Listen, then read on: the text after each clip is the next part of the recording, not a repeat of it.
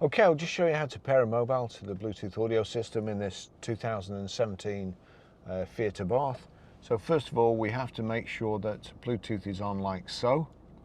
Then we're watching out at the bottom here. Over to the unit, if we go, you see along there, radio, media, trip, phone. We click on phone.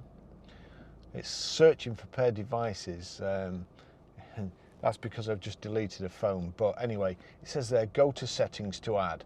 So settings, add device, paired audio. So click add device.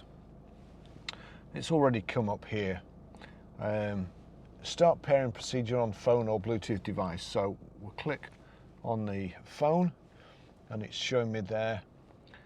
It did give me a PIN number to put in, but it's now generated a random PIN. You just have to click OK if it matches. Allow contacts and favorites to sync. Allow. And that's showing connected there. Pairing successful, make this your favorite, yes. You don't have to, of course. Do you want to download your phone book and recent calls? Yes. That's it, all done.